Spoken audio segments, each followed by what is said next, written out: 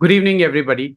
Welcome, everybody, to another Big Bang episode of CCI webinars. So, let me first, at the outset, thank the CCI team, not to forget Dr. N.S. Krishna, whose brainwave is this webinars, which have been now continuing for so many years, seamlessly dispensing with information, imparting knowledge across the globe. I should say, yes, across the globe, very effectively every Thursday. Today, we have a stellar faculty who's going to take us deeper into the topic of ARDS, and we have a googly sort of a topic, which is poisonings induced ARDS. So I have a beautiful faculty with me. I have Dr. Ajay Lanjewar, who's from Sevagram. I have Dr. Abdullah Shaikh with me, who's from Mumbai.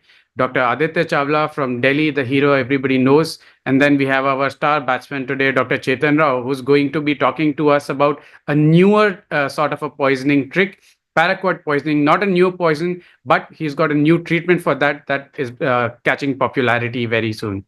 So for moving ahead with the flow of the day today, we will have short presentations about some of the basic poisons, which is a case-based presentation. The first presentation we will have by Dr. Ajay, and following each presentation, we will have a short round of discussion. I hope the entire faculty is geared up today to not only discuss the beautiful aspects of lung ARDS, lung injury, as well as how to manage that from the various perspectives, starting from the conventional therapies, going all the way out to lung transplant. And towards the end, we will spend a little bit of time upon the emotional connect, the patient counseling, the family counseling, and offer of palliative care to these patients. So moving ahead with that, let's launch into the first case and the first discussion. I call upon Dr. Ajay to present his case. Yeah, thank you so much for the kind introduction, Dr. Apar. And, can the technical team help me with my slides? At the outset, I'm really thankful to our team, CCI, who have been taking all the trouble to keep a world-class library. Can I have the next slide? So here I'm presenting a case of who is a 63-year-old male brought by relatives with alleged history of consumption of organophosphate compound at around 12 p.m. on the day of admission in unknown quantity under the influence of alcohol. So he had 2 to 3 episodes of vomiting. And next slide, please. And in emergency room, his GCS was very low. His heart rate was 80 per minute. Blood pressure was 150/90. He was a known hypertensive on any antihypertensive drug. His SpO2 was 96 on room air, but the respiratory rate was 26 and his RBS was 114. He was immediately intubated as he was showing the signs of altered sensorium. He was tachypnic and he was put on mechanical ventilation on VC mode. Next. So as the FiO2 initially we gave 100% and then slowly tapered out to 60%. Over next couple of days, then virtually he was on 21%. And he was able to maintain saturation without tachypnea over a few days after giving atropine and other standard modality. He was shifted to CPAP mode. And then he maintained well on CPAP mode, and then a trial of TPs was given. And he was extubated on day 4. So what next happened was, next slide. On day 6, he again developed tachypnea, tachycardia and hypoxia, which were not resolved by NIV support. And he was re-intubated. And during that time, we got, I'll be showing the X-rays. We saw that he's having bilateral fluffy shadows. His cultures were sent through ET spirit, which grows Klebsiella. And we came to a conclusion that it is nothing but ventilator-associated pneumonia. We started with antibiotic. Next slide. And you see, this is the first X-ray on the day of admission. And this is after the re-intubation. Next slide. So he did not improve. And CBC shows worsening of WBC count from 11,000 to 42,000. His renal panel showed worsening from 1.07 creatinine to almost 6. His urea also worsened, and it was showing all the signs of acute kidney injury. And then tracheostomy was done. Hemodialysis was started to manage acute kidney injury, but over a few days, only once or twice the dialysis could have been done. and his tachypnea, tachycardia, hypoxia persisted despite maximum ventilatory support. Next slide. He developed severe hypotension, which could not be, even with NORAD support. Hypoxia persisted on 100% oxygen. He developed bradycardia, and finally the death was declared to the relatives. Thank you so much. So our final diagnosis was organophosphorus poisoning, intermediate syndrome, ventilator-associated pneumonia with primary systemic hypertension.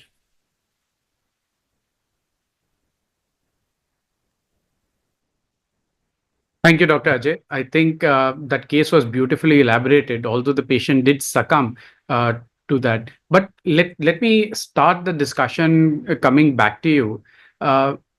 Organophosphorus poisoning, I think this is one of the most common poisoning that we encounter in our country.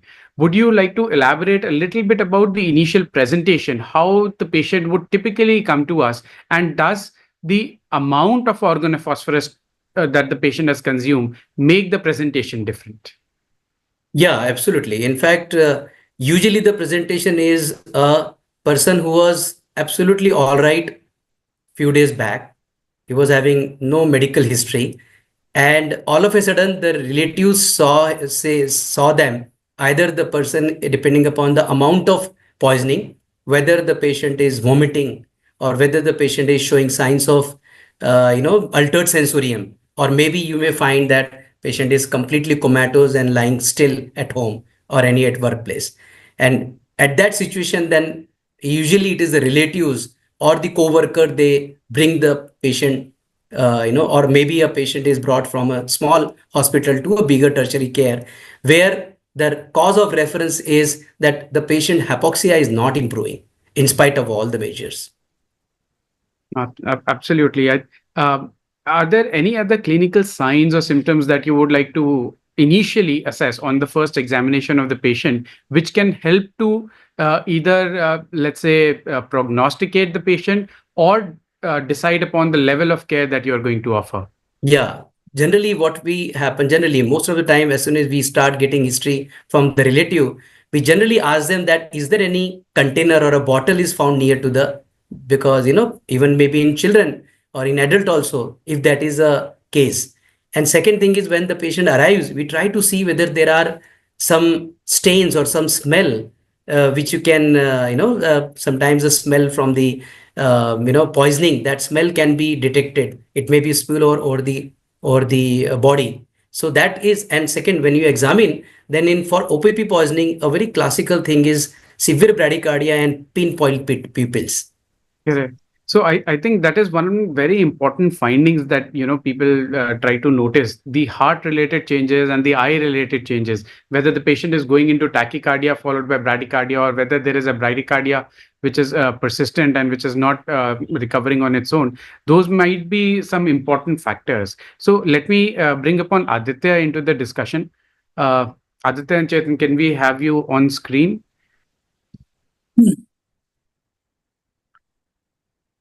Yes, boss. I would request all the faculty to be on screen, because since we are going to have majority of the discussion rather than presentations, so let's all be there for the audience in front of them. So Aditya, so as we were just discussing about the clinical presentations of these cases once they come to you, what do you think would be the initial steps that you would take as soon as you see these patients? How would you assess the lung injury in these cases? So basically, first we need to get a radiological assessment of the patient when the patient has arrived. So the ABG, the blood stats, the radiological presentation of the patient needs to be done on spot so that we know where we are.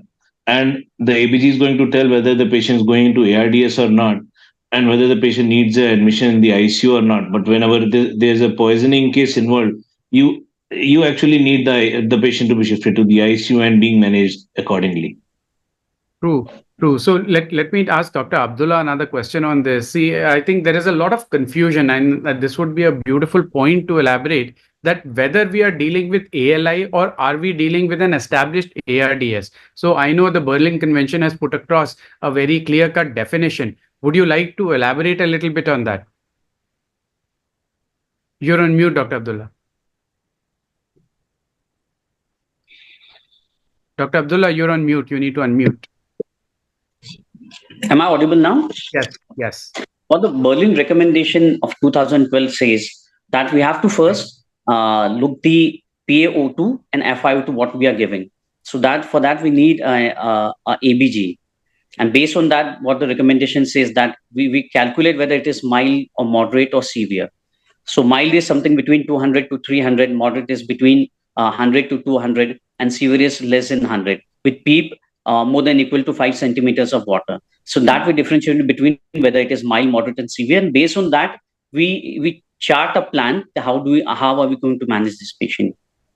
But Aditya, do you think the cardiac parameters over here will also play an important point to discuss? Differentiate between ALI and ARDS. Do we need to rule out pulmonary edema due to cardiac causes or Correct, because when the patient has been exposed to an organophosphorus compound, patient may end up having bradycardia, patient may end up having bronchospasm, and everything in a combination. So the blood stats with the cardiac output, with the cardiac monitoring, and everything is going to be taken into consideration. If the patient is having bradycardia, then we need to manage it accordingly. And if as Dr. Abdullah has said, anything matches the ARDS, so the ARDS protocol is going to be followed with that. Absolutely. So, Dr. Ajay, you wanted to add something? Yeah, I want to add one thing is very important, that from the time of consumption of poison to the patient reporting in a hospital, also very important. Because if the duration is very short, then in most of the poisoning we will like to have a gastric lavage, and in, as we mentioned, the charcoal installation and all that helps. But if there is a delay and already the 4 to 6 hours have gone, and most of the drug is absorbed from the into the body systemic circulation, then this doesn't work anyway. Very true. So I think that is a very, very important point that Dr. Ajay has brought in, that the timing of consumption is a very important history that we need to obtain from the patient's family, because that will actually determine where the treatment starts from. So Dr. Ajay, I'm going to go back to you. I think there are multiple different types of organophosphorus compounds which are available. Do you think the type which is consumed also makes a difference? Yes. In fact, there are more than 100 organophosphorus compound, and some of them are useful, medicinal use. So it's important that how much is the quantity. If the quantity is very of certain very toxic poison, even the small quantity is sufficient enough to kill a man. But if there are like these compounds are divided into severe toxicity, intermediate toxicity, and low toxicity. So based on that, like for example, if suppose there is a low toxicity wala compound agar kisi ne liya hai, children have taken some thing which has been used in chemical as a cleaning solution at home, then naturally the course will be little milder. And that is very important that you try to find. That is why a lot of efforts are taken to find out the empty bottles or any container which has been found, which was kept recently and has been shown to be empty or shown to be half empty, like that. And then from there we come to know the compound which is labels which are being consumed. So it helps a lot. Right. So once you know which compound is there, knowing the compound, does it make a difference in the management also? Yes. In fact, there are new guidelines where, in organophosphorus poisoning, in some of the compounds, even PAM is not useful. So a simple atroponization is and conservative management, use of magnesium sulfate, use of bicarbonates, they are only required. And, trying to take care of the ventilatory setting so that you can take care of from acute lung injury point of view. So it is important. Right. So Aditya, you mentioned that you wanted to see an ABG, you wanted to look at the vitals of these patients. So how frequently would you want to, from a very practical standpoint, if somebody is there monitoring these patients, how frequently would you want to look at these parameters? I think every 2 hours you need to monitor. Absolutely. I think because these organophosphorus compounds are very notorious for causing rapid deterioration in the saturation. They cause hypoxia not only at at the bronchial levels, at the alveolar levels, but also at the cellular levels by causing a shift in the oxygen binding capacity. So moving on from there, so once we have established that the patient has had organophosphorus poisoning, the patient has had hypoxia, persistent hypoxia, we have established the diagnosis of ALI versus ARDS. So the question that I have, I'll come back to Dr. Ajay only, is apart from the respiratory system, how would you manage the other toxicities? And what is the frequency of multi-organ dysfunction in these patients? Yeah, in fact, see, we all know that most of the causes of multi-organ failure and ARDS is, ARDS is sepsis. The second commonest is multiple trauma or maybe pneumonia with gastric aspiration and sometimes massive transfusion. So if you have patients who have alcoholic and have acute pancreatitis, there also we suspect. So if you combine all these stats, generally 90 to 95% cases in the hospital are because of these causes. So poisoning per se leading to acute lung injury and then ARDS are less than 5%. Correct. And these are the people who, I'm sorry, I didn't get the question again. Can you repeat the question? So what I wanted to know was multi-organ dysfunction that the OPs cause, the effects, the CNS effects, the cardiac effects. So you will like to know the overall general condition, the neuronal damage, the cardiotoxicity, and how is improving, what are the metabolic parameters, lactates.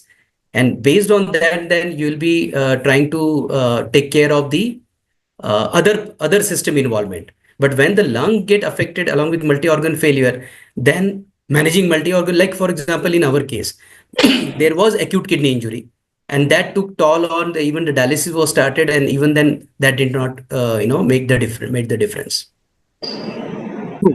Now, I noticed in your slides that you've mentioned about the cholinesterase levels. Could you elaborate a little bit about that? That how is it useful? How frequently should it be done? And does it make a difference in the management of the patient? I like to pass on this to somebody else. And anybody who would like to take this? Chetan, Aditya, Dr. Abdullah? So basically, for the interest of the audience, the cholinesterase levels actually in the initial settings, if the cholinesterase levels are high or low, it won't make a difference because the whole poison is a functional poison. It will block off the sites on the enzyme and not allow the enzyme to remove the acetylcholine from the neuromuscular junctions and the neuronal junctions. So that is where this comes in from. The only indication that was professed early on before the new guidelines have come out is that if the cholinesterase levels are very, very high, then those patients are highly likely to respond to PAM therapy. That was the only indication where cholinesterase levels were done, and follow-up of the cholinesterase levels was used as a prognostic marker. If the levels kept on increasing, that would mean that more enzymes are available, more receptors are available for working against the poison, and the patient would do better. Vis-a-vis, if the levels keep falling or if the levels are stagnant, then the patient would be prognosticated poorly. But overall, that has been typically given. We do not do cholinesterase levels again and again nowadays. More importantly, we follow the patient clinically. We follow it on the basis of how much of meiosis is there, what the heart rate is there, and how much of respiratory system involvement is there. So I think I will leave out the part moving on to ALI management and ARDS management. I think that is a discussion we will come to once we've discussed a little bit more about the other poisons as well. So from here, I think I'd like to switch gears from OP poisoning, and we'd like to go into another form of poisoning, which is very, very important for the respiratory physician, which is inhalational poisoning. So I think Dr. Abdullah has a fantastic case where he will highlight more about the inhalational poisons for us. So Dr. Abdullah, I'd request you to present your case and then we can talk more about it. Yeah.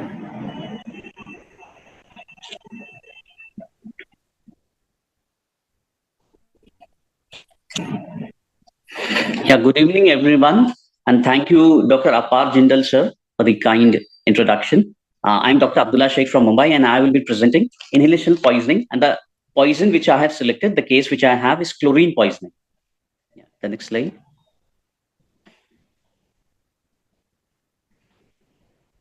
Am I audible? Yes, you're audible. Please go ahead.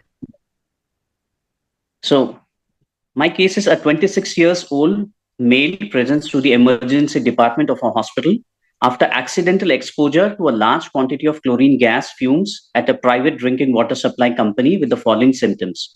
So it was a large quantity, but it was for a very short duration, and immediately the patient was brought by his colleagues to a hospital. The company is close to a hospital with severe shortness of breath, cough with frothy expectoration, streaky hemoptysis, and chest pain. Now he complained of burning sensation in his eyes with lacrimation, nose with rhinitis and nasal discharge, and throat. Rapid onset of respiratory distress was there.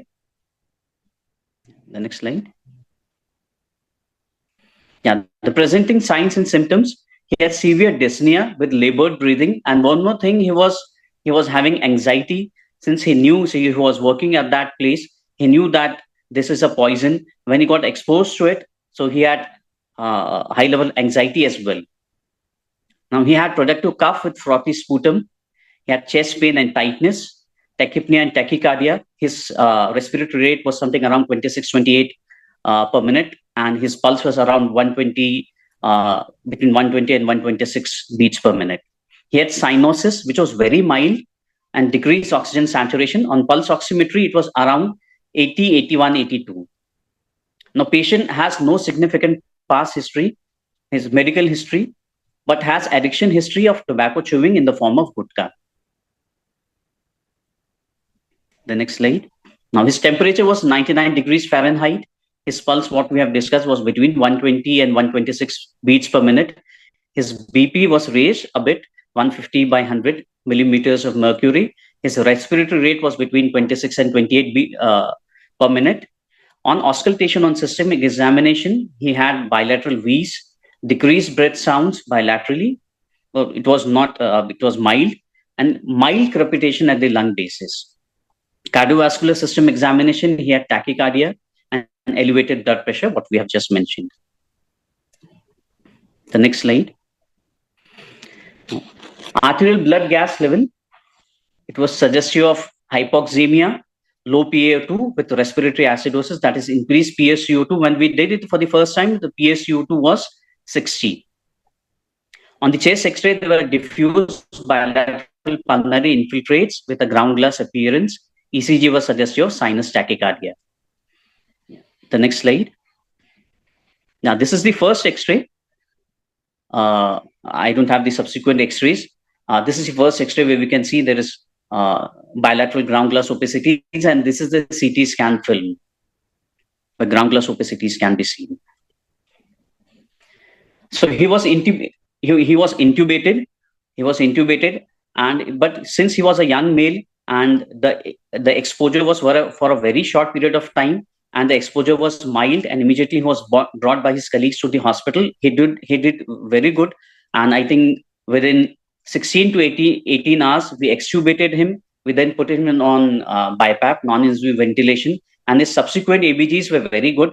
There was no CO2 retention. CO2 came to normal within, I think, on the second day after 24 to 26 hours. And even his O2 saturation, gradually the requirement of O2 decreased. His blood reports, there was mild raise in the WBC count. His LFTs and RFTs luckily were normal. Serum creat on day one was 1.7. On the second day, it got raised to 1.9, and in the subsequent days, it came back to normal. LFTs were normal, all blood parameters were normal. And on the fourth or fifth day, we put him on nasal prongs or O2 nasal oxygenation, which was initially 4 liters, then to 3, then 2, and then we stopped. And I think on day 6 and 7, he got discharged.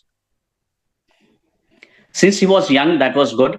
And the exposure was mild, and it was for a short duration of time. And immediately was brought by his colleagues to the hospital. So that way he responded very nicely.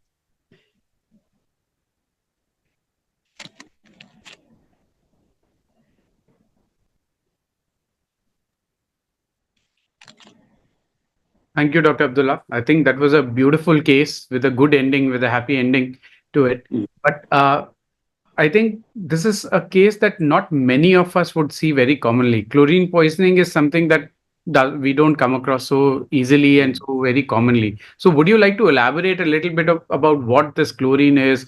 Where would people be exposed to it? What are the clinical exposure uses? And then, how does this poisoning manifest? Right, right. So chlorine, basically, it is a toxic, corrosive, yellowish greenish gas from the halogen group with atomic number 17. It is also available in powder form. So there are various types. The most potent or most harmful is the chlorine gas, which contains 100% chlorine. Then we have sodium hypochlorite, which is also known as bleach, which is commonly used in our houses to clean for household purposes. It is used for bleaching, for disinfection and water treatment at household levels, and even it has industrial uses as well. Then there is calcium hypochlorite, which is an ingredient of chlorine powder. Then we have chlorine dioxide. Even that is used for water disinfection to make it potable for drinking purposes. Now, chlorine dioxide is more effective against bacteria, viruses, and microbes. And the main part is, or the important part is, that it leaves no residual taste and odor. So that becomes very useful for treating water for disinfection. Then there is one thing which is known as hypochlorite. It is used in laboratories for chlorination and oxidation purposes. Now, chlorine inactivates a microorganism by damaging its cell membrane and DNA activity. Now, all these forms, they are used basically for water treatment, for disinfection, and to remove the smell of putrefaction. Now, it neutralizes algae and other disinfectants which are present in the water.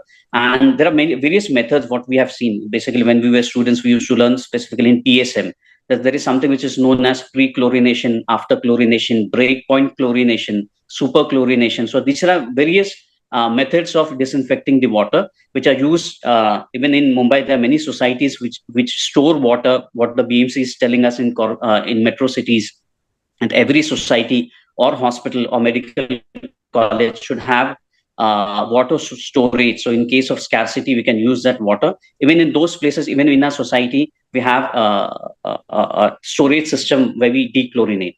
So it is basically used for disinfection and to remove the smell of putrefaction so that we can use that water. Now, it is also used for household cleaning purposes, which is commonly used bleaching powder. And it also has industrial use. It is used in the production and manufacturing of pesticides in paper and cloth. So regarding the mechanism, how does it damage the body or affects the lungs?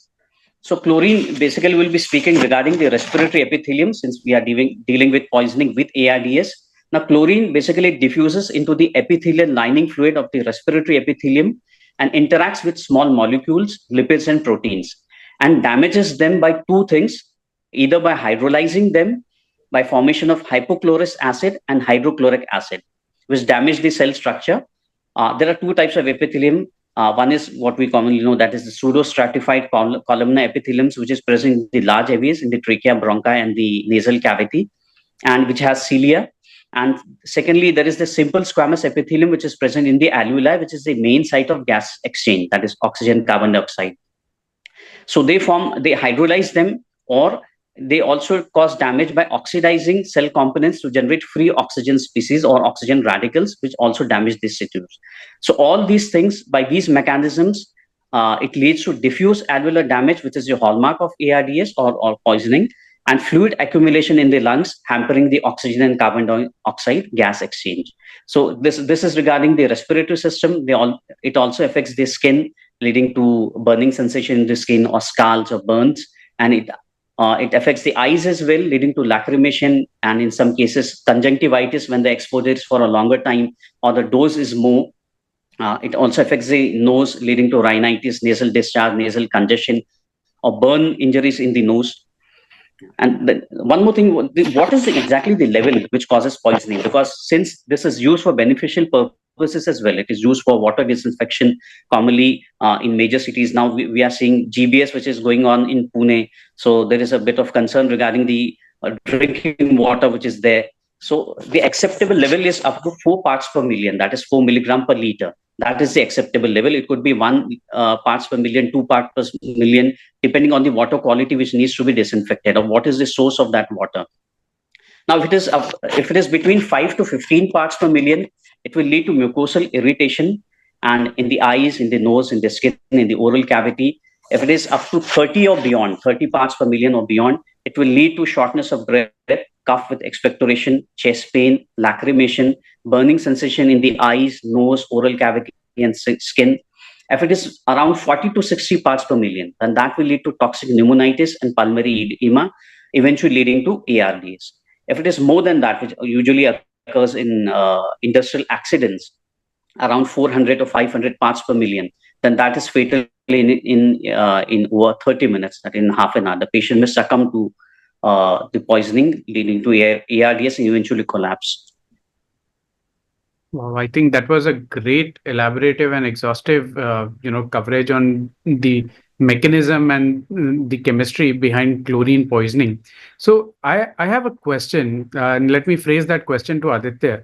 Abdullah has given a beautiful case on chlorine poisoning, but commonly, what would be the other inhalational poisons that you would have come across in your practice, Aditya? And then I'll pose the same question to Ajay and to Chetan also. Aditya, you're muted. So, cyanide and carbon monoxide are very well-known inhalational poisons. Aditya, you are on your oblique. You turn your phone. Yeah. Tilted. Yeah. It's okay? That's Better? Yeah, this is good. So, the very well-known poisons are cyanide and carbon monoxides. Then there are many other poisons, inhalational poisons like oligomycin, rotenone, and amytal and sodium azide. And they are all, they act on the neurogenic system and they cause respiratory paralysis. They are going to inhibit the oxidation of the metabolic fuels that are linked to the phosphorylation of ADP and ATP. So there are examples such as oligomycin. It is from a family of antibiotics which is produced by Streptomyces suppurans.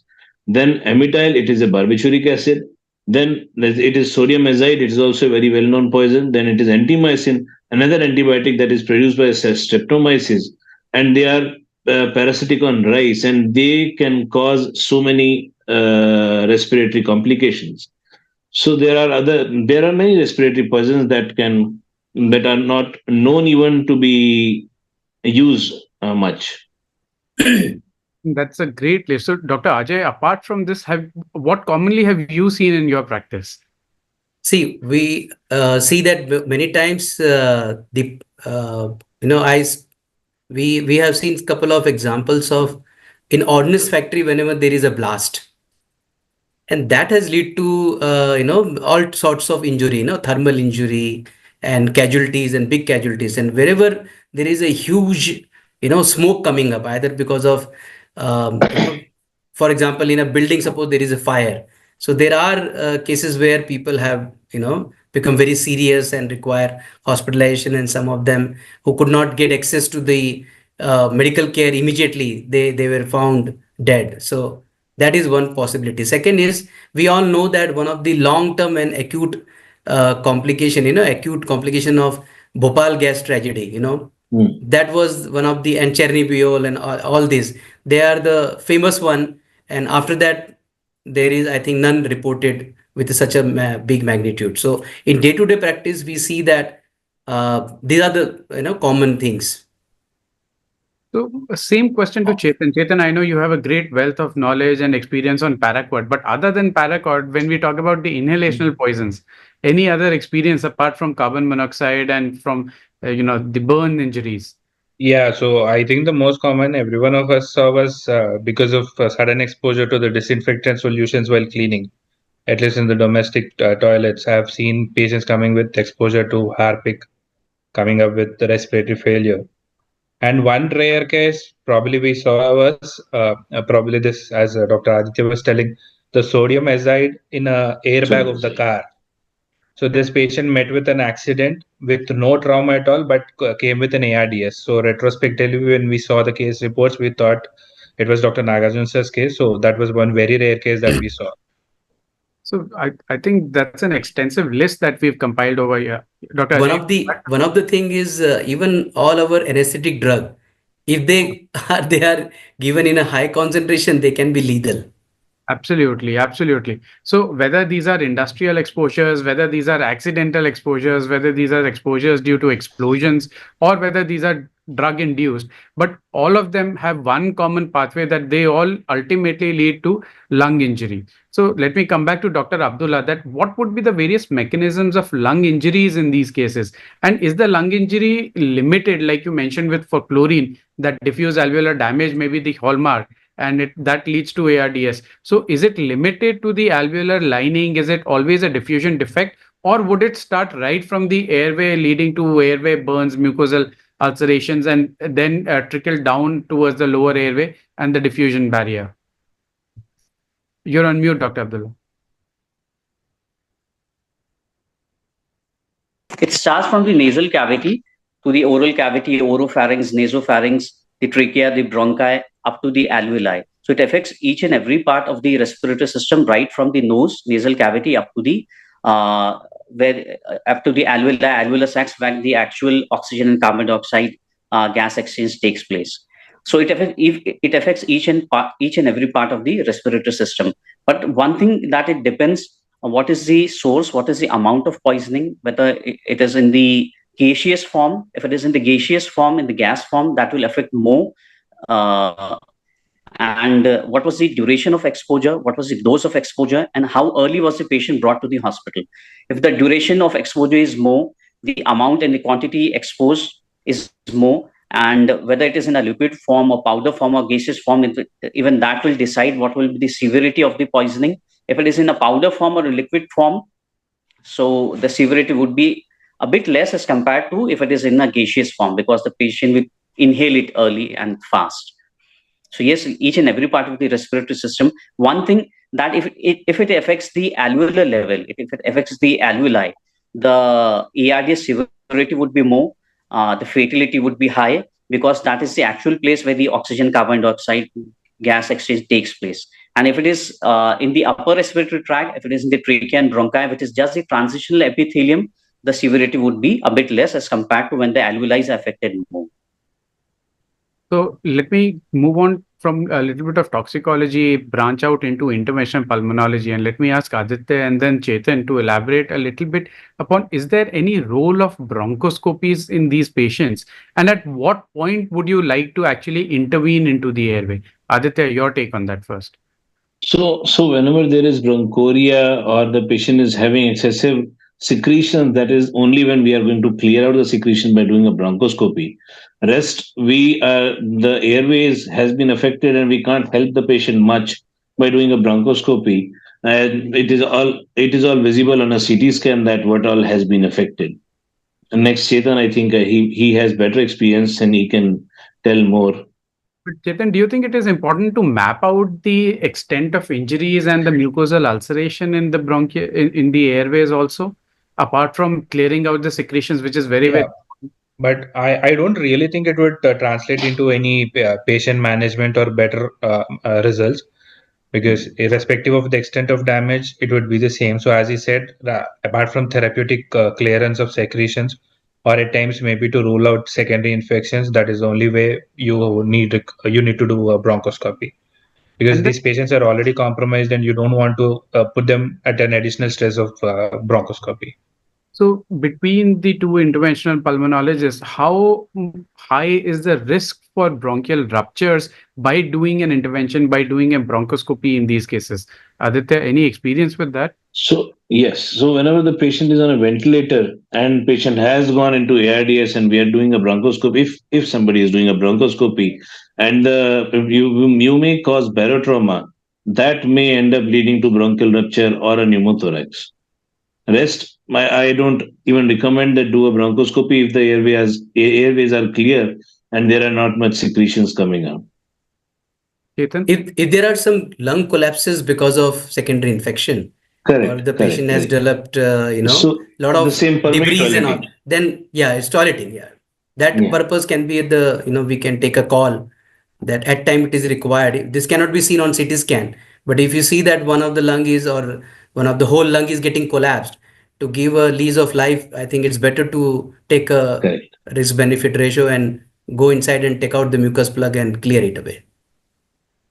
So I'll come back to Dr. Abdullah, moving on to managing these cases. So once you've identified the inhalational poison, so do we have specific antidotes for at least some of them, or is it more of supportive treatment for these cases? There are few poisons which have specific antidotes, but especially when I'm speaking regarding chlorine, it does not have a specific antidote. So it is more of a supportive treatment. First, we need to classify the severity of the disease. We have to take care of the airway, the breathing, the circulation, the normal protocol for ARDS. And once the patient lands into ARDS or acute lung injury, what we have earlier discussed, first we need to differentiate whether the patient is into ALI or whether the patient is into ARDS. Once the patient is into ARDS, we have to differentiate whether it is mild, moderate, or severe, and then accordingly we'll have to proceed. Secondly, usually what Ajay was saying, that there are many cases where we have ventilator-associated pneumonia, which could lead to ARDS, septicemia, which could lead to ARDS. In managing these patients, the difficulty is that the whole of the respiratory system is affected, right from the nose, what we have discussed, the nose, the larynx, the pharynx, the oropharynx, the nasopharynx, the trachea, the bronchi, up to the alveoli. So everything is compromised. The transitional epithelium from where the oxygen carrying air goes into up to the level of alveoli, when that is compromised, patient may have laryngeal edema as well. There could be bleeding. We have seen many cases where the patient develops laryngeal edema, tonsillitis, subsequently oral cavity, secondary infections, then ventilator-associated pneumonia. So when we are dealing with a poisoning case and we are dealing with a case which is because post septicemia or post pneumonia ARDS, the management with poisoning ARDS becomes a bit difficult because whole of the respiratory epithelium and respiratory system is involved. So we have to be more cautious in dealing with poisoning related ARDS patients. So Dr. Ajay, I think two terms that we are using very misadvertently over here is ALI ARDS, ALI ARDS. Would you like to make it clear for our audience that what constitutes ALI and where exactly does it convert into an ARDS? See, if the PO2 FiO2 ratio is more than 300, then that means it is ALI. There is an injury, patient is hypoxic, there are some radiological infiltrate, and there are some new shadows coming up very rapidly and which are not going away very quickly in spite of good amount of antibiotic, because infection is not the cause. It's an injury to the. So when these patients, if the damage is more and if that is going into ARDS, so one thing is important is to differentiate. There may be a condition where patient may have comorbidity from the beginning. Suppose if the patient has, and he develops pulmonary edema. So it's very important that whether it is we are dealing with a non-cardiogenic pulmonary edema or a cardiogenic pulmonary edema. We have to differentiate that also. But then main difference is acute lung injury, from where there is a possibility that patient can be recovery is possible. And in spite of some patient having some fibrosis, they may end up having a very good lung function over a period of few weeks to few months. As we all know that, the whole therapy for the ARDS has making some changes, because we used to feel that when the proliferative phase of ARDS comes in, and then they have been observed that there are some patients who make a very good recovery. We all have seen that in COVID also. There are so many patients who have shown very good recovery in spite of very badly damaged lung. So here acute lung injury will be the patient which are having hypoxia which is getting corrected, and the ARDS means when there is a refractory hypoxemia. True. I think that's a beautifully put point, that as long as it is correctable, we treat it as an injury. And when at the point it goes into refractory hypoxia, we treat it as ARDS. I think that is one of the very important crux points that we can take away from this webinar. So moving on, I think before we go on to Chetan's case and launch our discussions into ECMO, I think let's discuss a little bit on the, being petulant enough to be repetitive from the past webinars. But I think it is important to have a small discussion about the ARDS management protocols over here. So very few pertinent questions over here. Let me bring in Dr. Abdullah into the discussion with two questions. One is any role of steroids specifically for ARDS, which is produced by poisonings. And secondly, at what point of time would you like to switch from NIV to ventilation in these cases? Was what is the role of corticosteroids in managing such cases? So early administration of corticosteroids can reduce the duration of mechanical ventilation.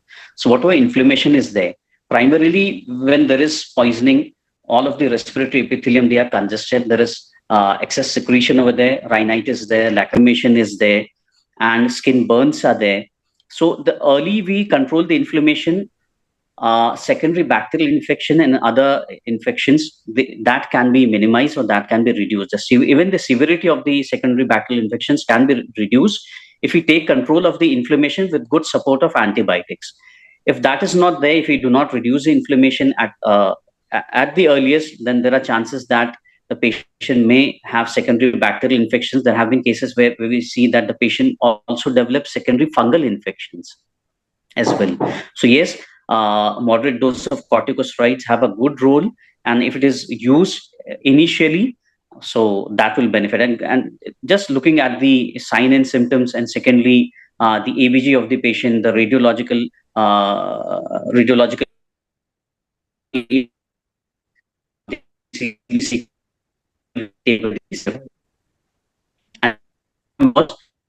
I don't remember the second point mentioned. Dr. Abdullah, your bandwidth is low. If you can switch off your video.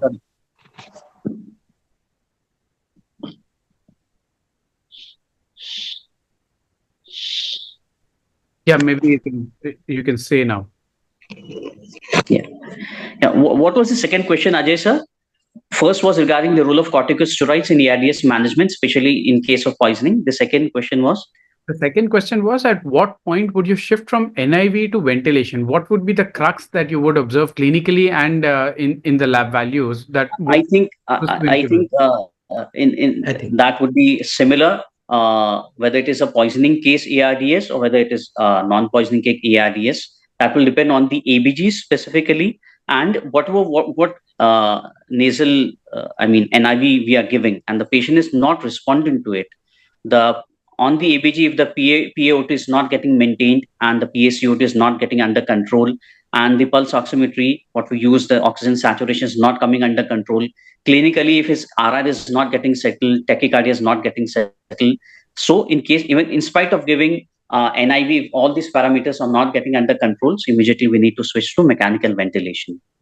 Or the patient I think particularly we'll take care of the CNS status also. If the patient is having, going into little stuporous condition to comatose, there is no pointing, and the patient is vomiting and all. There is no point in continuing NIV. It's always better that to correct hypoxemia to intubate prophylactically, so that you are able to take care of hypoxic tissue injury, particularly, to other organs and to kidneys and to brain and. Very true. And I think in a lot of recent data that we have seen, especially in poisoning cases, it has been professed that early intubation actually helps because that will also be protective against aspiration pneumonitis and secondary infections, which are very common with the poisoning cases. So moving to the ventilation, I'll ask Aditya to explain to us that how would you like to ventilate these patients, or maybe the lung protective ventilation, what exactly are the principles behind that? So, for going according to the ARDS NET protocol in 2012, they said that there are clear set guidelines according to the ARDS patient, the patient severe ARDS on ventilator. The patient needs to have a high PEEP and low tidal volume, that is 5 to 8 ml per kg body weight. And PEEP, you start from 5 and move up when the patient going to maintain the ventilation.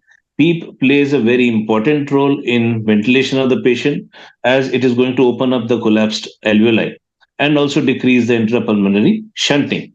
Second thing, you need to apply various recruitment maneuvers like high pressure ventilation, like tidal volumes, decreasing the tidal volumes, and continuous positive airway pressure in between, and also prone ventilation. Then high frequency ventilation is also one part of recruitment maneuvers. So Dr. these are the basic ventilation protocol which you can follow in a ARDS patient. Excellent. And I think Dr. Ajay, Aditya has opened a Pandora's box over there by mentioning prone ventilation.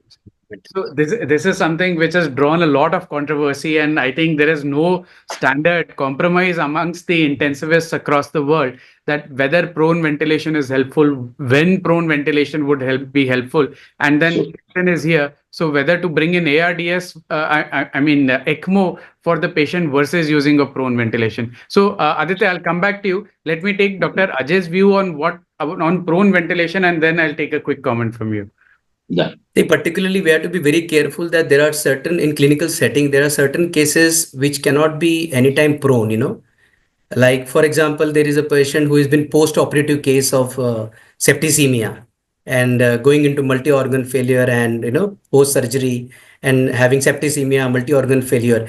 Even though you see that there is a patient is requiring 100% oxygen, the oxygenation is not improving. It's very difficult, I mean, in fact, last week only we saw a patient whose major surgery at abdomen was done. It's very difficult for surgeon to do. So we have to take care that which are the contraindications of the, first and foremost important thing for prone ventilation is a good teamwork. If our dedicated staff and, a number of people we require to prone and to, go more than 18 hours a day. So if that resources are possible, and if our trained staff is able to take care of the various lines, and particularly, like suppose somebody has developed already a barotrauma or a pneumothorax. So imagine, putting the patient prone and also taking care of a pneumothorax and ICD is extremely challenging. So people who are showing, signs where when the prone ventilation is done and start showing some improvement. Usually the improvement happens within few hours. You see that FiO2 requirement from 100% dropping to 60%. So these are the patient should be given a, Professor Travel has saying that there is a definite role of prone ventilation, particularly in young people, where there is a possibility of giving a lease of life. I'll come back to you because we've started talking about surgical cases. So we'll discuss that once we've done Chetan's case and we've gone into the realm of lung transplant. But before that, let me come back to Aditya. Aditya, you had something to say. So I was trying to say that this ARDS which we are discussing, this prone ventilation which we are discussing, it is in a poisoning patient, and that is going to be mostly completely healthy patient with no comorbidities.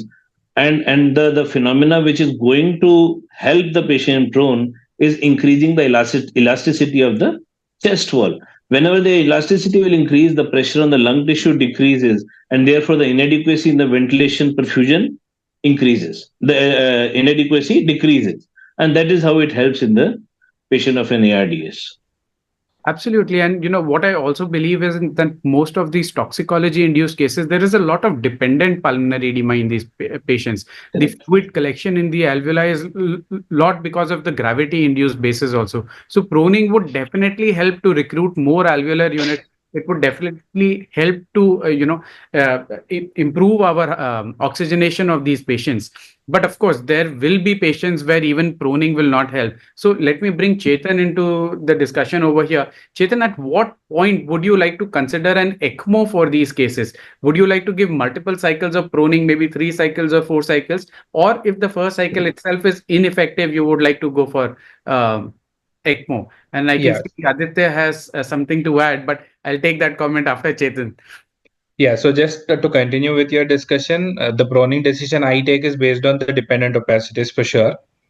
And like our intensivists are more comfortable with proning as we are learning the techniques. So previously they were not proning patients in shock. So now even with multiple pressures, they're easily proning the patients. So I would definitely give one attempt of proning.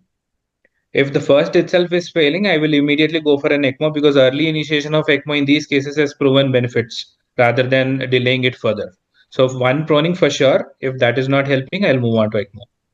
So I think that is the most controversial point over here because there is enough data that early ECMO in these cases has proven to be much more beneficial in terms of preventing the patient moving on to either lung transplant or palliative care, and increasing the propensity of a reversible lung injury in these cases, preventing fibrotic damage into these cases. So before we move on, Aditya, you wanted to add something.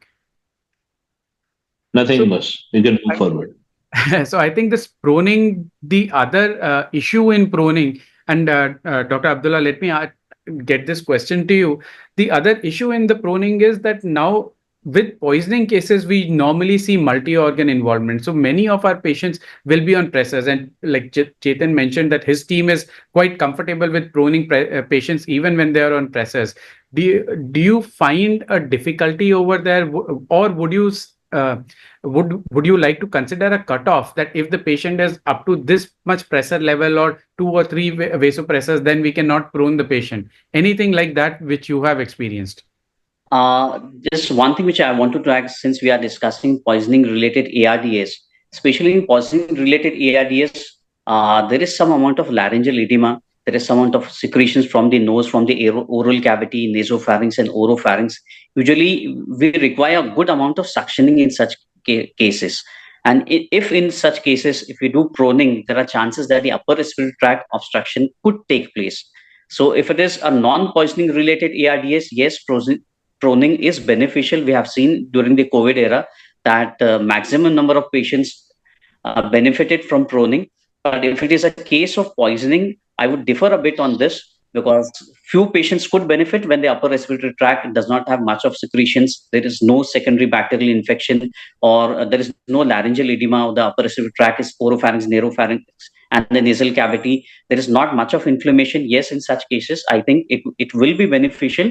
But if the upper respiratory tract is involved, there is congestion, more of edema, I would prefer not to go for a proning position. But that will depend on patient to patient. If it is mild, yes, proning is beneficial. But what I wanted to mention is that proning is beneficial in ARDS cases if we don't have all these upper respiratory tract complications. But I think the discussion was in context of an intubated patient, right? So Yeah. if the airway is protected, we are safe to prone them even if there's any upper airway pathology. So very true. I think intubation makes it more safer, but then there have been, multiple, not one, but there have been multiple reports also of self-extubation of these patients once they're put in prone position. So having a team which is in harmony and which is experienced with proning, plus having a team leader over there who can guide, is actually very, very important over here. So Dr. Ajay, before we move on to Chetan's case, I think one last question to you. Your case ended with a secondary infection. So how often do you see a secondary infection complicating a poisoning, a respiratory poisoning case? In this patient, probably, this patient had a bout of alcohol intake also, and he had vomiting. So there is a likely possibility that he had aspirated. And that aspiration pneumonia, started showing signs. And that was one of the reasons that he initially with the antibiotic cover, maybe there was no fluoride colonization. But later on, when he was reintubated and we found out that there was extensive lesion and that was a VAP which has come up.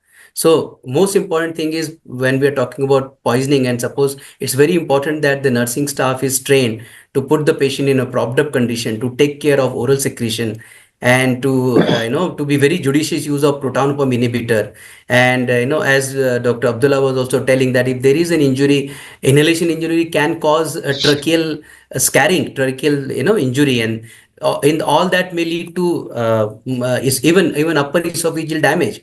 So we have to be very careful about that the patient does not go into repeated aspiration, and to take care of all the parameter for ventilator pneumonias.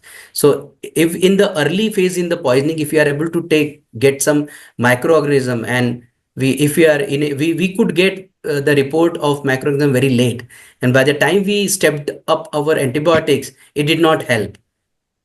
So we have to be very careful about that. If there is a associated injury associated bacterial colonization, if usually it could be anaerobic, it could be gram-negative bacteremia. So we have to give a very higher antibiotic to cover all the spectrum, so that we can take care of a very rapid progression of VAP. Agreed. I think, and that also reaffirms the discussion that we were having of early intubation in these patients to prevent the aspiration pneumonia. So I think we will move on to the last leg of our poisoning series, and we'll have Chetan present his case on paraquat-induced lung poisoning. Following which, we can have a small discussion on paraquat poisoning, about the use of ECMO in these cases for ARDS, and then finally move on to lung transplant discussion. So Chetan, can we have your case? Yeah, the top.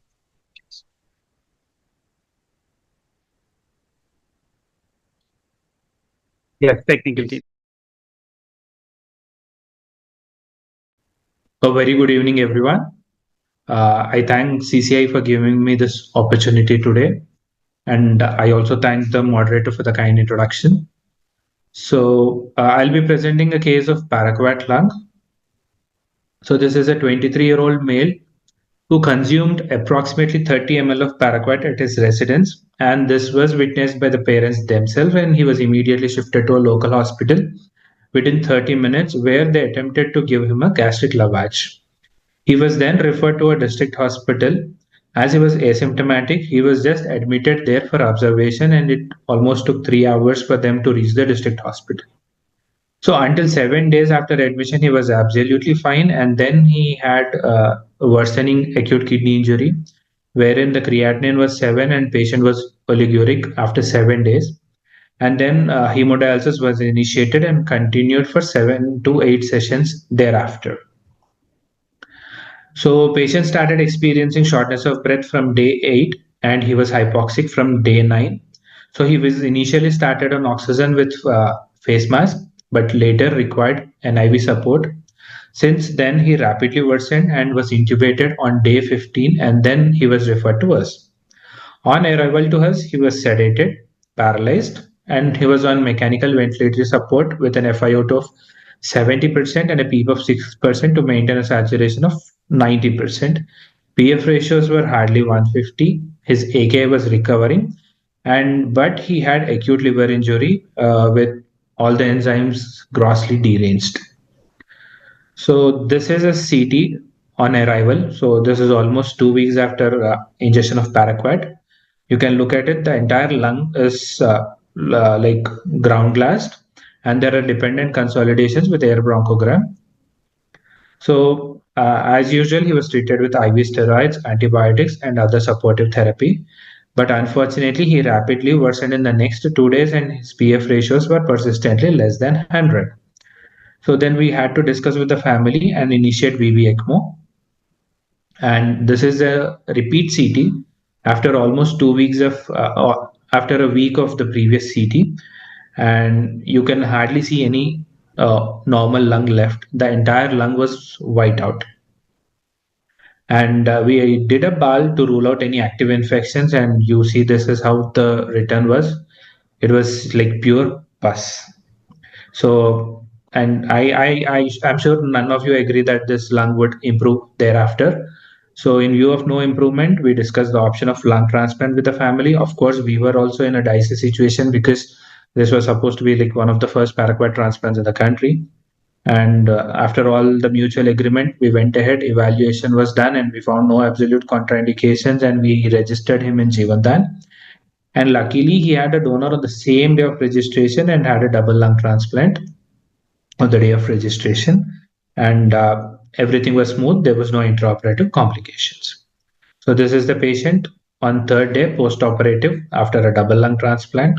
He was tracheostomized pre-transplant only, and this is how he was. Luckily, he was preserved despite all this. This is the same patient 3 months after the transplant. He was recovering very well. This is him after 1 year after transplant. So he completed 1 year in the last August. Absolutely fine, living a happy life. And this was his PFT at 1 year after transplant. You can see the FAC is 71%, FEV1 of 77%, which is a very good lung function test at 1 year after a transplant. And recently he made us all proud by climbing up the Tirumala Hills by steps. It was like a kind of a record-breaking thing for us. So let me share you another case of paraquat poisoning. This is a 15-year-old guy So he was 14 years when we did his transplant. And I am also glad to and proud to say that this was the youngest surviving lung transplant recipient for paraquat reported in the world literature. So this guy also completed 1 year now. And this is our recent transplant. So this is a 39-year-old guy who just completed his 1 year on 5th of this month. And this was on follow-up. He was in the ICU for 70 days and 46 days on ECMO pre-transplant and was discharged on 12th day post-transplant. So these are the three paraquat transplants that we have done at our center. So the highest experience so far in the country. And thank you.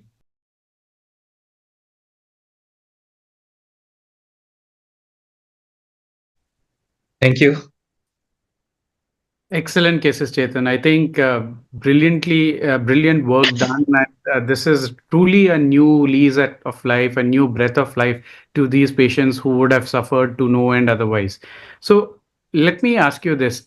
Paraquat is not a very common poison that people come across. And whenever we used to see paraquat poisoning, it was supposed to be universally fatal. So what I would like you to do is describe a little bit of what paraquat basically is and what are the mechanisms of lung injury in paraquat poisoning.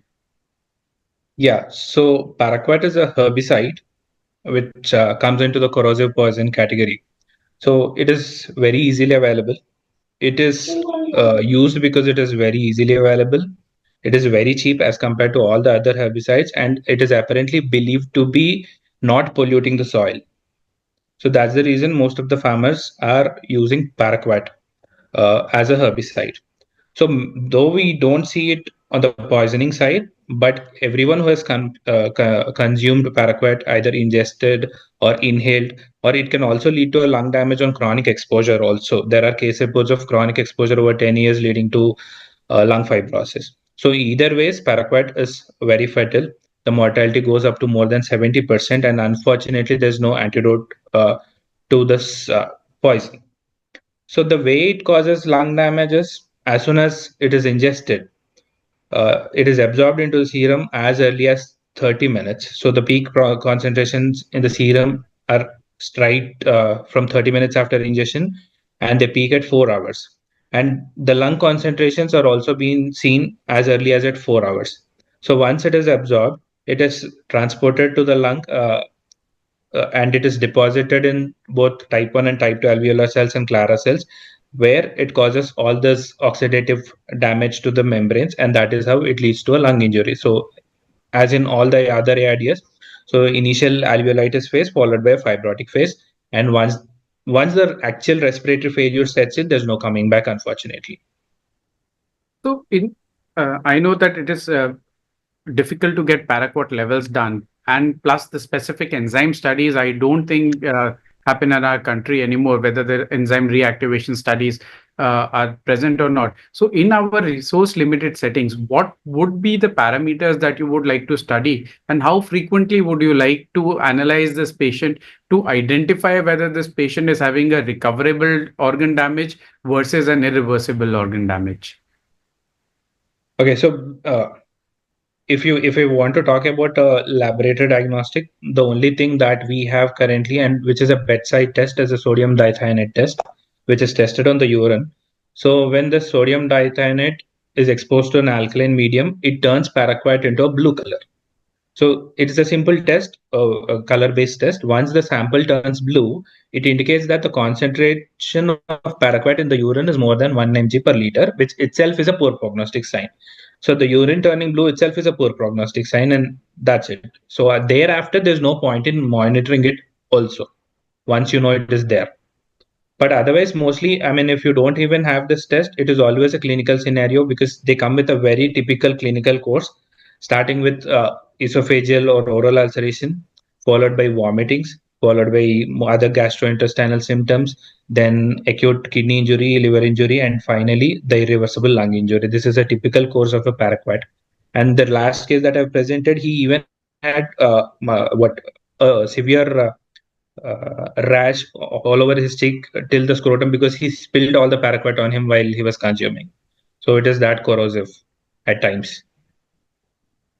So does it follow a timeline towards recovery also? I mean, do you typically see the AKI resolving, then the ALI resolve, the acute liver injury resolving, and then ultimately the lung toxicity or lung fibrosis being set in, or is it all an overlap over here? Yeah, so mostly it is all an overlap. It is just the lung thing that goes into a permanent damage. Liver and kidney always recover, and none of the mortality in paraquat is attributed to kidney or liver damage. It is purely because of lung damage and anoxia that the patients die. So it can overlap, or we have also seen it in a sequence, like first AKI, ALI, and then the lung getting involved. Okay. So given the setting of multi-organ dysfunction over here, what will there be a difference in your ARDS management strategy, or would you still proceed with the same lung protecting ventilation as Dr. Aditya elaborated upon? So the management is pretty much the same, just like any of your other ARDS. Just that in the initial stages, we accept a little bit of hypoxia. Anyways, paraquat also, the patients also have happy hypoxia, though the saturation levels are very low, they're still very comfortable breathing at a normal rate. So we don't target saturations more than 80% because there's already oxidative stress going on, and most of the damage is because of the oxidative stress. And we don't want to add to it with supplementing more and more oxygen. But once the ARDS phase sets in, everything is more or less the same. You take the same steps either for HFNC and IV intubation, ECMO and all. So Aditya, let me bring you into the discussion. So there is something called as the lung protective ventilation, which you spoke about, but there is also in the recent trial something called as the ultra lung protective ventilation strategies, where you keep in even further lower tidal volumes. As Chetan mentioned, 4 to that, 6. Right. we want only around 80% saturation. We want to prevent oxidative stress. So how would you decide for these particular cases that what strategy of ventilation do you want? Would you typically go just by saturation, or is there other clinical parameters also that you would like to see? So if there is absence of left atrial hypertension and it is the FiO2 ratio is less than 200, we are going to definitely go for lung protective strategies. And when you are talking about ultra lung protective strategies, that is 4 to 6 ml per kg body weight you are going to have a tidal volume. I think that is the way to go when you're not able to ventilate the patient, and you may cause pneumothorax or a pneumomediastinum in such kind of corrosive poisoning patients. So let me tell you, all these paraquat lungs by default have pneumothorax and pneumomediastinum. Okay. The incidence is very, very high Very for high. pneumothorax, mediastinum in all these patients. I have a question actually. He told just by spilling he had got ulceration and everything. So it is so corrosive, and then inhalation and ingesting the poison, it's going to result in such a pneumomediastinum and pneumothorax. Dr. Ajay, you had a question. As I was getting ready for this webinar, so I just inquired in our institute. So our residents say that in last, many months, maybe more than a year, they might have seen around 4 cases of paraquat and none of them survived. And another important point which I came to know that is it this paraquat which is getting absorbed through skin also, because the one of the most important precaution as soon as the patient arrives in hospital is to take away all the clothes and start cleaning and wiping out all the wherever it is spillover to prevent. So I'm not very sure, but I think paraquat is also absorbed through skin. I don't think paraquat is absorbed to skin, sir, but it is absorbed through the mucous membranes. So because there's one case report which was published in 1973, wherein a young boy, 18 years old boy, he took a mouthful of paraquat and immediately spat it out, despite which he died. So he didn't ingest, he just took a mouthful of paraquat, spat it out immediately, but he died of complications. So let me just add on, Chetan, over there, Dr. Ajay, to answer your question. There are about 14 different formulae even in paraquat. There are variants available for paraquat poisoning, and there are which have different levels of toxicity. There are about 3 or 4 variants which are absorbed through skin, and these are the most toxic ones, and they are universally fatal, because the liver failure that sets in with these variants of paraquat happens within 4 to 6 hours of ingestion of the patient. Typically in paraquat poisoning, we will see liver dysfunction coming in, about 6 hours, or after that, it starts off, and then the irreversible liver damage usually doesn't happen. Over a period of time, over a period of at least 2 weeks, the liver dysfunction starts to settle down. And most of the patients, when they succumb, it is because of the ARDS that comes in when the lung fibrosis sets in. This is Fibrosis, yeah. poison that brings about very early lung and very early and very florid lung fibrosis. So we've done 2 cases of paraquat poisoning, and we've done biopsies in a couple of cases of paraquat poisoning, which shows actually fibroblastic proliferation and fibrosis in the interstitium of these patients. So there is very early fibrosis that actually sets in over here. So there is incidence of absorption from skin, but it's a very highly toxic poison. So that brings me to the final armamentarium, Chetan, and the question to you is, at what point of time would you consider initiating ECMO in these patients? And would it truly be only a respiratory decision, or would you like to look at the other organ dysfunction as well before deciding whether or not to initiate ECMO? Yeah, so in this particular case of paraquat poisoning, I think the decision of ECMO is more based on your family's consent more than a clinical diagnosis as such, because the only indication of ECMO in a paraquat lung is as a bridge to transplant. Because I have not seen any patient coming out just after a ventilator, so ECMO is way far. So before, as we know, once the PF ratios drop less than 100, and despite every possible effort, they're not improving, that is when we initiate a counseling, or as in we already prepare the patients that that's the only way out. Transplant is the only way. So if they're really looking forward as transplant as an option, that is when we take the patient on an ECMO as a bridge to transplant, or else it will be converted into a palliative care. But otherwise, the ADS guidelines or the PF ratios, everything stand the same even for paraquat lung. So, see, these patients also have a high incidence of pneumothorax, pneumointestinum. So that is why we don't typically, resort to pruning of these patients also. Early introduction of ECMO as a bridge to transplant, absolutely, you've got that right, is an important discussion that one needs to have with the family. So little bit what I'll talk to you about is, you've already shown us what brilliant results you've got in these cases. And one of the patients that you mentioned is more than a year now post lung transplant. So typically, very few cases have been reported across the world. I think it is less than 100. I think the total number is less than 100 across the world. So what is the reported literature about the outcomes, about the survival of these patients, long-term survival, and what are the long-term complications that you would see post lung transplant in these cases? So I think the largest case series reported so far is a review literature where the Chinese people looked into 11 transplants that were done till 2022, and out of which the longest survivor was 5.5 years back then, so he must be 7.5 now. So exclusive long-term complications were nothing different from your regular transplants. It's all the same. It is just that if you do a transplant too early, they might end up in early fibrosis and they succumb to it again. But otherwise, all the other post-transplant complications or long-term complications are same as your regular transplants, including your anastomotic complications. Do you think a urine paraquat level and a blood paraquat level is important before considering a transplant in these patients? Unfortunately, I don't think we have a blood paraquat level assessment. At least I tried and I didn't find it. There are labs But in Chennai, Bangalore, and Delhi which are doing that. I tried that, but I could not. So urine paraquat, again, the literature says that it is negative in few cases by end of 16 or 18 days. But that again, they're not sure if that's just an accidental finding or it's a true clearance. So as per the previous case reports that we looked at when we started doing our first transplant, all the cases that were done at least 30 days after ingestion were successful. The first 3 cases till 1997, which were done on the 10th day, 12th day, and within 2 weeks after transplant, died after transplant. And the post-mortem biopsy of the explant lungs showed paraquat-induced lung injury, again in the were transplanted lungs. So I think it is that 4 weeks or so cutoff that is more important than your actual urine levels of paraquat or blood levels of paraquat.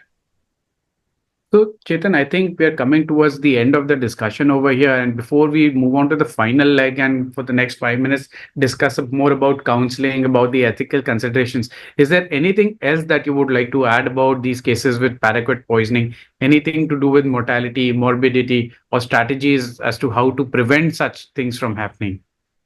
So prevent such things as happening is probably more and more education, because most of the people who consume paraquat, it is just an impulsive decision to threaten their parents, and it's all a younger lot. And they actually do not know that it is so lethal. And they end up all this. So probably there's a lot of education that has to go through the peripheries, and definitely strict laws to ban, like just the European counterparts have completely banned it out. Though there is a ban on domestic use of paraquat in India from 2017, it's still available, because recently I've seen a IT employee from Hyderabad taking paraquat. So that I don't know how it was at an IT employee's house. I think government regulations, stricter Yes, government stricter. regulations, and increased awareness about the ill effects and the toxicity of these poisonings is the only way to prevent such incidents from happening. So I think with that we will move on into the last leg, and for the next 5 minutes, I'd like all of you to chip in. I don't think I'm targeting these questions at anybody, but let me start with Dr. Ajay over here. That you have these patients in these ICU, and these are typically, obviously, if somebody is coming with poisoning, if it is not accidental, then definitely the patient has undergone some degree of mental stress and mental trauma to take such a step as to consume a poison.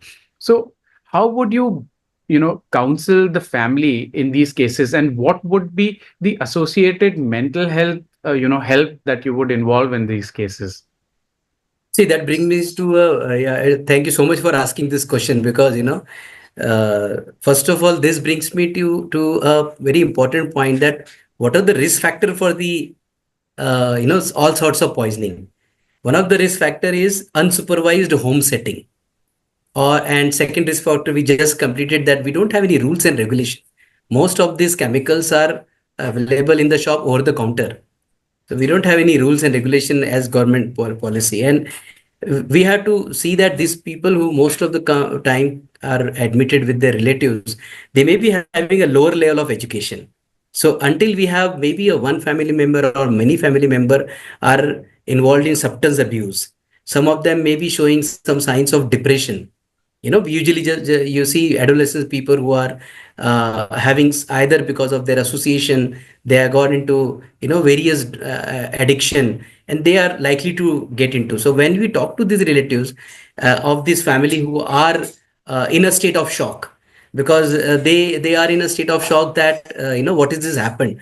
So when we are talking to their family member, it is very important that we don't over promise them, and we don't and under deliver the cases. So our intention should be a proper diagnosis, a proper identifying the agent, and then doing our best possible. And families are really not going to accept in the initial period that such and this thing happened. But once they appreciate that they were they are now confirmed that now this is proved and this is in a stage. So it's very important that we take all family members into consideration, maybe sometimes involve other modalities like social worker or psychiatrist, and then try to find out that the closest family member.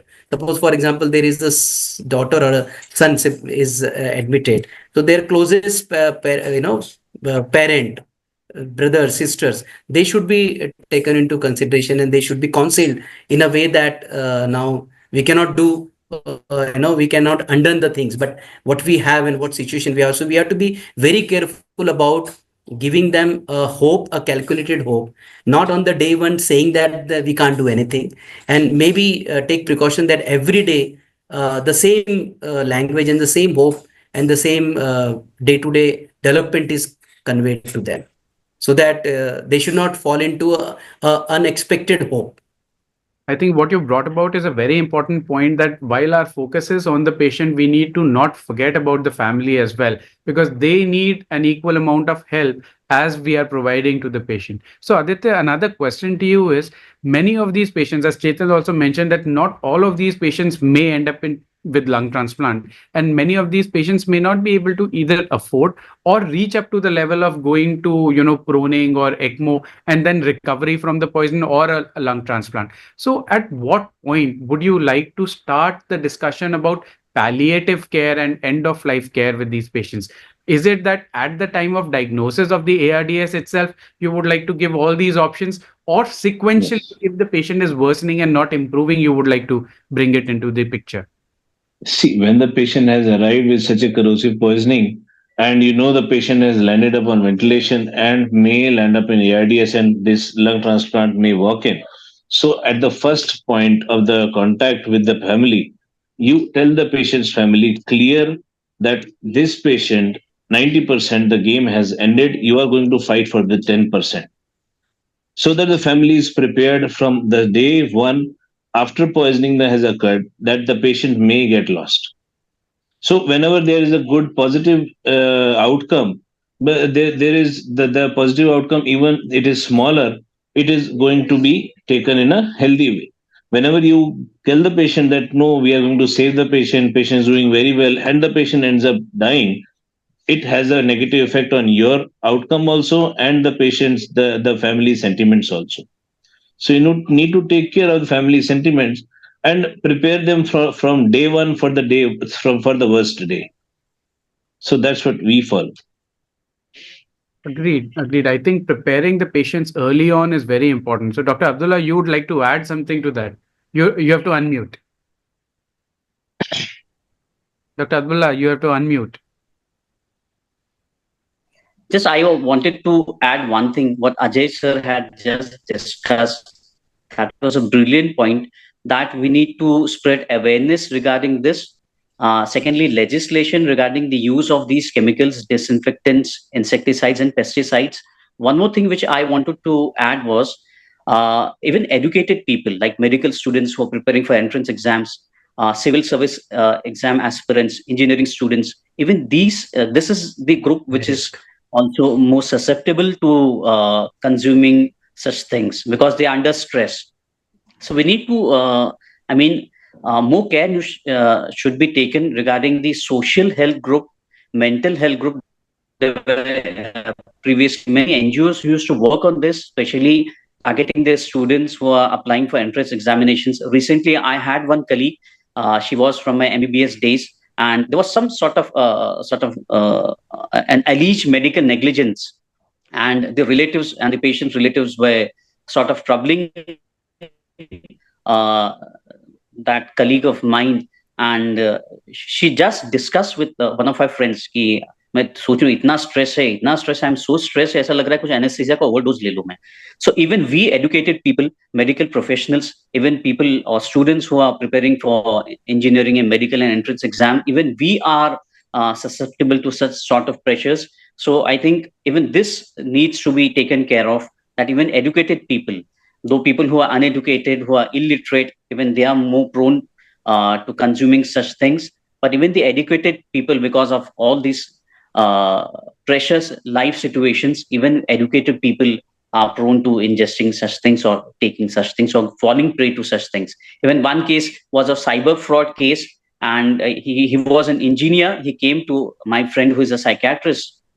He came to him, what is, when we call these days, we are getting Government of India calls ki cyber fraud ho sakta hai, and they are trying to counsel even on the mobile phones also. So he landed with a psychiatrist, and psychiatrist unhone kaha ki wo he is going to such a sort of a digital arrest. My friend, We are losing you, cyber Dr. crime Abdullah. specialist to an Bandwidth police is- professional. Am I audible? Yeah, we were losing you in between. So Okay. I So think he was what an I'll do engineer. He was an engineer working in an IT sector, and he came to a psychiatrist that I'm under extreme stress, and this is what is happening to me. And he was planning an suicidal attempt. So such groups, even educated people, are falling prey to such pressures. So even this should be managed. Even this should be taken care of. Totally agree with you. I think that's a very important point that we need to look at. Dr. Ajay, your comment? Yeah. What a coincidence. In the third week of March, we have a National Poison Prevention Week. So, these are the opportunities to be, to raise awareness among the people, and that can go a long way. And what a wonderful opportunity. Dr. Krishna has just announced that there are almost around 1,280, 1,300 people who are logged in and who are watching this. So this is the opportunity to create awareness. So I think I'll direct the final question to Chetan, and then we'll take closing, comments from all the faculty over here. Chetan, one ethical dilemma that I bring to you is suicide automatically classifies as major depression, which is a contraindication towards transplant.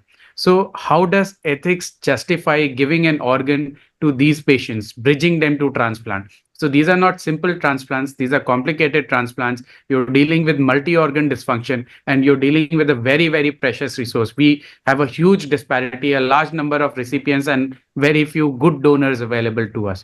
So, how ethically it is appropriate to transplant patients of poisoning? So this was the very first question that struck our mind when we was thinking of bridging that first guy for transplant. So as you rightly said, suicidal tendencies is a contraindication for a transplant whatsoever organ it is, irrespective of lung or liver or kidney. But on the other side, how am I ethically, what do you call, legible when I am denying a life-saving treatment to a young person who can be saved with a transplant, and who has taken a poison just at an impulsive decision, not a suicidal tendencies otherwise? Because these three patients whom I've counseled I've spoken to their families, their friends, and I got to know that they never had any suicidal tendencies in the past. It was just an impulsive decision that they took. On the other side, there's another patient whom we actually bridged him on ECMO for transplant. Only after bridging him, I realized there were all cut marks on his arm. That is when I rejected him, saying that this is not the first time he had suicidal tendencies in the past. So we are not listing him for transplant, and we just converted into a palliative care. So these other three patients, they never had any suicidal tendencies. It was majorly an impulsive decision.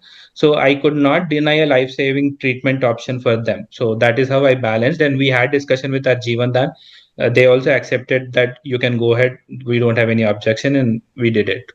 I think the pros and cons can be discussed for a very, very long time, but I think we'll leave that for, Team CCI to come up with another webinar based upon these ethical considerations and the mental health issues which are associated with these. I think with this, I'll close the discussion for today, and I'd invite all the faculties to give their final closing comments. Let's start with Dr. Ajay. Yeah, I think first of all, before that, I must be thankful to the team, because there are so many learning points today.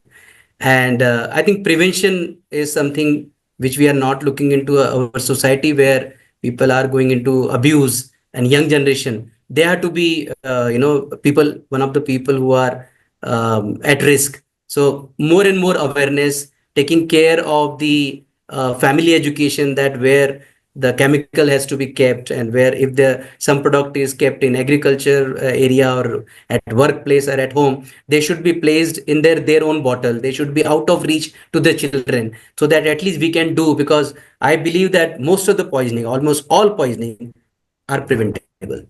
Very true. Agree with that. Aditya, you want to say something to close?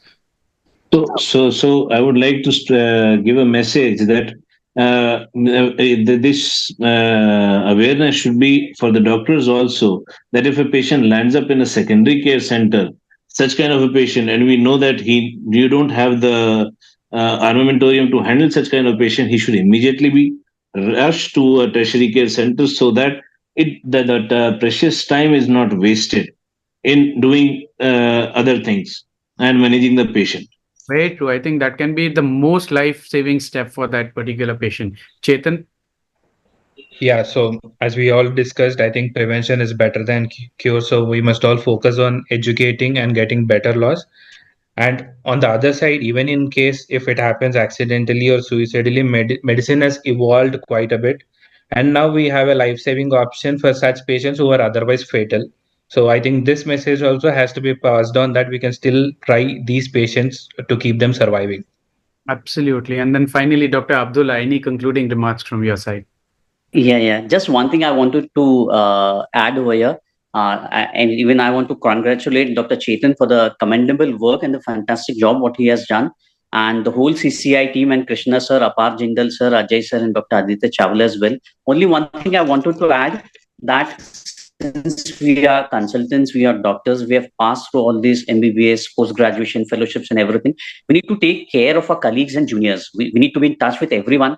Every now and then we see our colleagues going to some sort of alleged attempts of medical negligence. I have been seeing them for the last 3 to 4 months. 4 of my colleagues are under stress because of this. We need to take care of our colleagues as well, and we need to also take care of our residents, DNB residents, MD residents who are under stress because of the workload they are going through, and the PG aspirants, post MBBS or MBS aspirants. Even we need to cultivate a healthy culture so everyone lives a good life and a healthy life, and as well as a good mental health life. Agreed. Thank you so much. And with that, I think we'll close. I thank all my faculty, Dr. Ajay, Dr. Abdullah, Dr. Chetan, Dr. Aditya, for bringing up those wonderful, wonderful points today. I have personally learned a lot from all of you.